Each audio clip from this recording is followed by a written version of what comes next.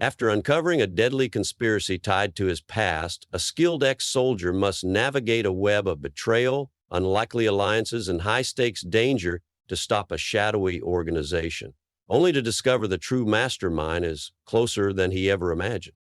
Jack Rivers had always prided himself on keeping his past buried, far from the eyes of anyone who could use it against him. Yet, as the neon lights flickered above him on a desolate street in London, that past began creeping back, not as a memory, but as a living nightmare. The encrypted message on his phone, a seemingly random sequence of numbers and letters, began to unravel his life. It wasn't just a call for help. It was a warning, the kind of warning that only comes from those who know everything about you, those you once thought were long gone. As Jack stood in the shadows of the alley, his mind raced. Who would know to send him a message like this? And why now? A faint sound broke his concentration. A footstep? No, several. He turned, the muscles in his body already primed for action, but the figure that emerged from the dark was no stranger. It was Emma, his old ally, his trusted partner from days long past. Her face was masked with determination, but there was something different in her eyes. She wasn't the same woman he remembered. Jack felt a flicker of unease. "You said the message," Emma said, her voice low, urgent. "We need to talk."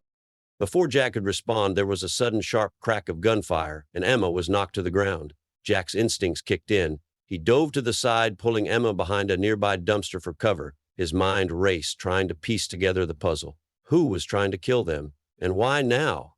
Emma, clearly shaken, looked up at Jack. "You're in deeper than you think, Jack. The people who are after us, they have connections to your past, things you don't even know about. We can't run from this." Jack's heart pounded in his chest. He had learned to trust his instincts over the years, and something about this whole situation felt wrong. As they made their way through the darkened streets, Jack couldn't shake the feeling that something was off. The conspiracy Emma spoke of wasn't just about a few corrupt individuals or rogue agents. It was much bigger, much more dangerous, and it was tied directly to the mission he thought had gone wrong years ago, a mission he had buried deep inside himself.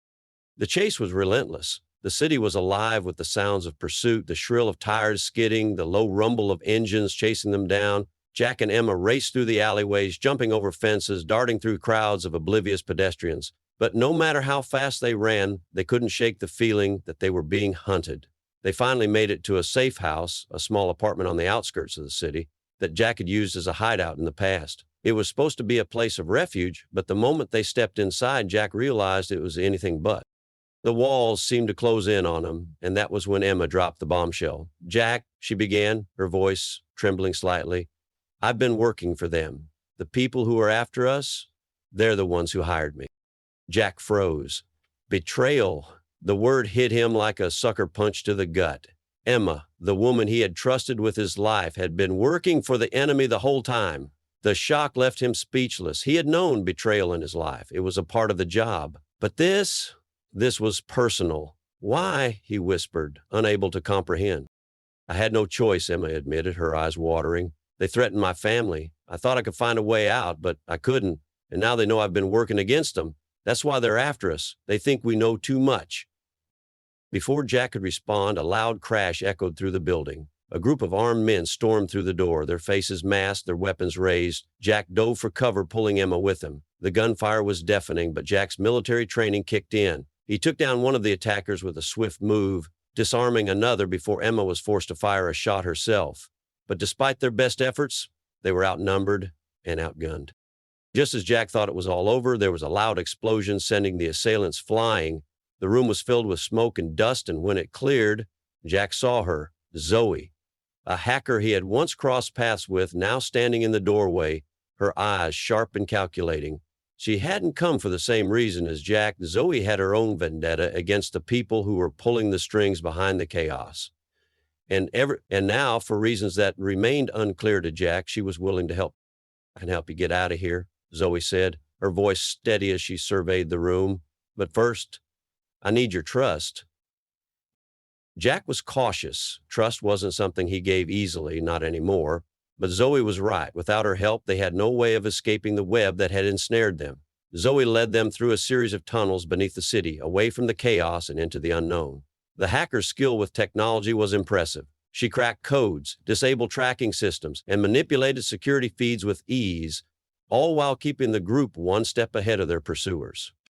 As they traveled, Zoe revealed more about the group that was hunting them. The organization, which had its tendrils in everything from politics to crime syndicates, was led by someone Jack never expected to hear from again, his former mentor, Colonel David Sinclair. Jack had been trained by Sinclair years ago, and their bond had once been like that of father and son. But Sinclair was dead, or so Jack had believed. The truth hit like a hammer. Sinclair had faked his own death to escape the clutches of those in power. But now he was orchestrating everything from the shadows. The conspiracy Jack had been investigating was all part of a larger, more sinister plan. The realization left Jack reeling. His mentor, the man who had shaped him into the soldier he was, had become the very thing he had once fought against. But why? What was Sinclair trying to accomplish? And more importantly, how could Jack stop him? As Jack and his team prepared for the final confrontation, the tension was palpable. Zoe's hacking skills had given them the intel they needed, but the location of Sinclair's hideout was still a mystery. That's when Emma reappeared, holding a piece of intel that could change everything. She had been keeping secrets, Jack realized, but this time, she was on his side. The mission wasn't just about stopping Sinclair. It was about stopping an even greater threat, the organization behind the entire operation, an entity with resources and influence that reached far beyond anything Jack had encountered. The final showdown came in an abandoned compound on the outskirts of the city. Jack stood face to face with Sinclair, the man who had trained him, betrayed him, and now sought to destroy him. The fight that ensued was brutal. Two men, once allies, now enemies, locked in a struggle that would determine the fate of millions. But as Jack prepared to end it all, a final, devastating truth was revealed. Sinclair wasn't the mastermind. The real enemy, the one pulling the strings from the shadows, was someone Jack had never suspected, someone far more powerful and dangerous than he could have imagined. And the film ended with a chilling shot of Jack standing alone in the wreckage of the compound, his mind racing. The real enemy had just shown their hand, and the game was far from over. Jack was no longer just fighting for survival. He was fighting for the truth, a truth that would change everything. And the questions that lingered in his mind only made the future more uncertain. Would he be able to stop the organization before it was too late? Or would he, too, become a pawn in a much larger game? The answers were out there, and Jack would stop at nothing to uncover them.